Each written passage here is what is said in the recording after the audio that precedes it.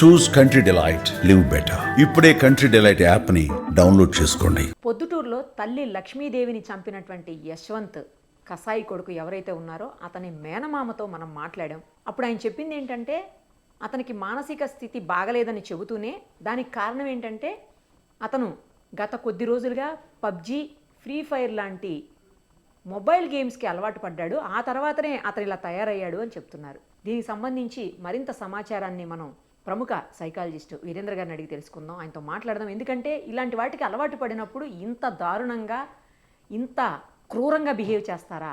ఆయన మాటల్లోనే విందాం. సార్ నమస్తే అండి. నమస్తే.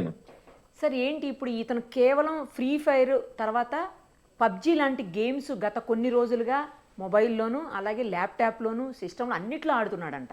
సో దానివల్లనే ఇలాంటి సిచ్యుయేషన్ వచ్చిందని అనుకోవాలా, లేకపోతే ఇలాంటి గేమ్స్కి అలవాటు పడిపోతే ఇంత దారుణంగా క్రూరంగా కన్న తల్లి అని కూడా చూడకుండా చంపుతారా? ఇక్కడ మనందరికీ ఒక మిత్ ఉందండి. ఏంటంటే మెంటల్ హెల్త్కి సంబంధించి ఎవరము ఎక్కువ పట్టించుకోకుండా మనము దాన్ని వదిలేస్తాము, దాన్ని కన్సిడర్ కూడా చేయం. అసలు మొబైల్ ఫోన్లో గేమ్స్ విపరీతంగా అడిక్ట్ కావడానికి, తర్వాత మనుషులు క్రూరంగా మారడానికి మేజర్గా వన్ ఆఫ్ ద రీజన్ ఏంటంటే people who are suffering with the some psychopathology or anxiety issues ఉన్న వాళ్ళు మాత్రమే ఈ మొబైల్ గేమ్స్ ఎక్కువ అడిక్ట్ అవుతారు. అలవాటు పరంగా అడిక్ట్ అయ్యే వాళ్ళు ఉంటారు, కానీ అలవాటుతో పాటు వాళ్ళకి ఎందుకు అలవాటు అవుతారు? ఇంతమంది ఉంటే ఎందుకు కొంతమంది మాత్రమే అలవాటు అవుతున్నారు, కొంతమంది మాత్రమే ఎందుకు ఇట్లా క్రూరంగా మారుతున్నారు, కొంతమంది మాత్రమే వాళ్ళు ఎవరు చెప్పిన మాట వినకుండా ఉంటారు. ఎక్కువ మంది పిల్లలు మొబైల్ కి ఎక్కువ అలవాటు పడి స్కూల్ నుంచి రాగానే అమ్మానాలతో పోట్లాడేది వాడుకుంటారు. కానీ ఫస్ట్ మొబైల్ ఫోన్స్ ని ఇచ్చిన వాళ్ళు ఎవరు? మనమే కదా, పెద్దవాళ్ళు. ఆఫీస్ నుంచి పనుల నుంచి వచ్చిన తల్లిదండ్రులు రాగానే వాళ్ళు ఏం చేస్తారు? వాళ్ళు కూడా మొబైల్ ఫోన్లే ఉంటారు. కాబట్టి ఎన్వైరన్మెంట్ అంతా కూడా మొబైల్ వాడకంలోనే ఉండి, మొబైల్ వాడడమే మన జీవిత పరమావధిగా, మొబైల్ తోటే మన జీవితం నడుస్తుంది అని ఒక బలమైన వాతావరణాన్ని క్రియేట్ చేసి అందులో పిల్లలు ఉన్నప్పుడు పిల్లలు కూడా అనుకుంటారు మేబీ మనం మిస్ అయితేమేమో, మనం కూడా దానిలో ఉండాలి కాబట్టి అందులో ప్రపంచంలో మనకు నిజంగా దొరకంది ఏదో కొత్త ప్రపంచం, ఒక అనుభూతి మనకు మొబైల్ ఫోన్లో దొరుకుతుంది అనే ఆలోచన ఎప్పుడైతే వస్తుందో పిల్లలు నిరంతరం దానిలోనే ఉంటారు. సో మనకు ఒక గేమ్ కానీ, లేదో చాటింగ్ కానీ, లేదో ఒక వెబ్సైట్లకు కానీ, యూట్యూబ్లకు కానీ అడిక్ట్ అవుతున్నారంటే మనం అర్థం చేసుకోవాల్సి ఏంటంటే వాళ్ళ మానసిక ప్రపంచం సరిగ్గా లేదు. There is some disturbance is there. అది యాంగ్జైటీ రూపంలో ఉందా, లేదా అబ్సెసివ్ కంపల్సివ్ డిజార్డర్ లో ఉందా, లేదు వాళ్ళకి ఏమైనా సైకోసిస్ సిమ్టమ్స్ ఉన్నాయా, ఇవేమి తెలియదు. సో ప్రాబ్లం ఉందని చూపించారంట సార్, చూపించారంట డాక్టర్ దగ్గర చూపించారంట, మెడిసిన్ తీసుకున్నారంట, 1 month వాడినప్పుడు చాలా మంచిగా ఉన్నాడంట.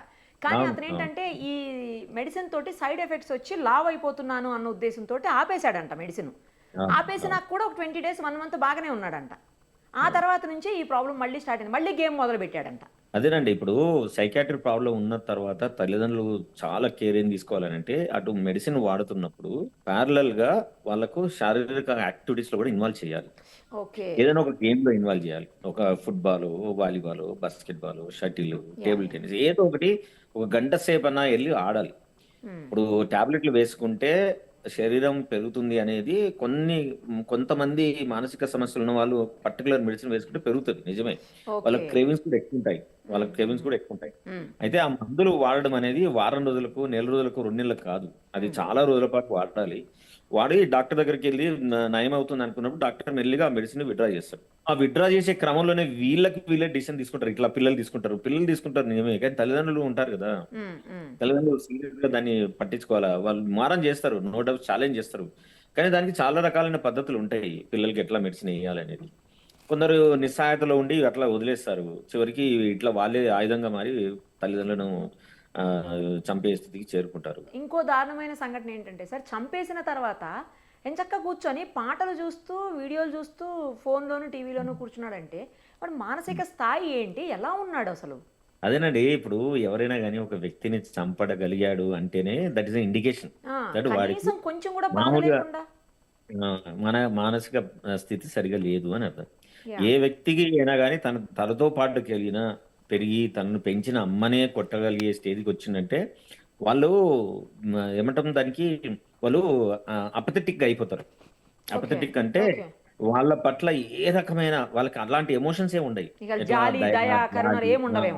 ఇవన్నీ డిస్ఫంక్షన్ అయిపోతాయి వాళ్ళ దానిలో వాళ్ళ పెరుగుతున్న క్రమంలోనే ఈ సమస్యల వల్ల అట్లా dysfunction అయిపోతారు. డిజపీర్ అయిపోతాయి అసలు. ప్రిసర్వ్ అయిపోతాయి. సో అందుకోసమే వాళ్ళు తల్లిదండ్రులు కానీ లేదు సిబ్లింగ్స్ కానీ లేదు వాళ్ళ ఫ్రెండ్స్ కానివ్వండి ఎవరైనా సరే వాళ్ళు అది చేయగలుగుతారు. ఓహో. సో ఈ ఈ ఎవరిని పట్టించుకోకుండా ఉండే లక్షణము చాలా రోజుల నుంచి వాళ్ళు గమనించి ఉంటారు. సో ఇదే మేజర్ ఈ సైకోసిస్ ఉన్న వాళ్ళకి ఏంటంటే అవతల వ్యక్తుల నుంచి ఏ రకమైన రెసిస్టెన్స్ వచ్చినా సరే వాళ్ళ లైఫ్ థ్రెట్ అని అనుకుంటారు. ఓకే. వాళ్ళను చంపితే తప్ప మన జీవితానికి నిష్కృతి లేదు, మన సుఖంగా ఉండలేము, మనం పీస్గా ఉండలేము అని అనిపిస్తుంది. సో నేను చంపాను చచ్చిపోయారు ఈ ఫ్యూచరిస్టిక్ థాట్ ఏమి ఉండదు, వాళ్ళకి రాదు. ఆ పర్టికులర్ ఇన్స్టాంట్ లోపల జరిగిన సిచ్యువేషనే అదే ఎమోషన్ వాళ్ళను డ్రైవ్ చేస్తుంది. ఆ ఎమోషన్ లోనే వాళ్ళు ఇట్లాంటి పనులను చేస్తారు. ఓకే. అందుకే మెంటల్ హెల్త్ అనేది చాలా చాలా ఇంపార్టెంట్ అయిన అంశము.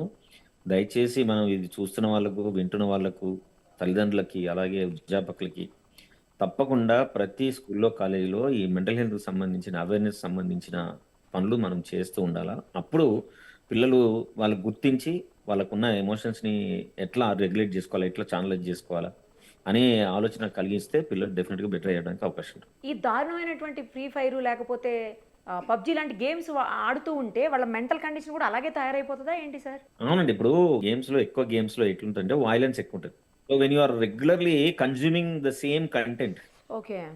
చంపడము, నరకడము, లేకుంటే షూట్ చేయడము, ఇవన్నీ చూసి పోయిన తర్వాత ఏమిటంటే మనం ఎమోషనల్ గా నంబైపోయి నిజంగా లైఫ్ లో కూడా అట్లా కొట్టడము, వాళ్ళని హింసించడము, చంపడం అనేది కూడా చాలా నార్మల్ గా అనిపిస్తుంది వాళ్ళకి.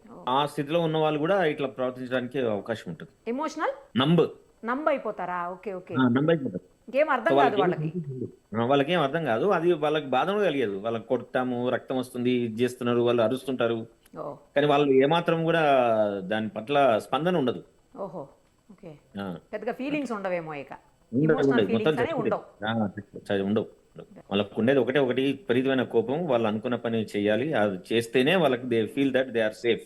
ఓహో. అదర్వైజ్ చుట్టుపక్కల ఉన్న అన్ని కూడా వాళ్ళకి థ్రెట్ లాగా అనిపిస్తుంది. రైట్ సార్, ఇవన్నీ గమనిస్తూ ఉండాల్సిన బాధ్యత తల్లిదండ్రులదే అయితే. Thank you sir, thank you so much. Thank you.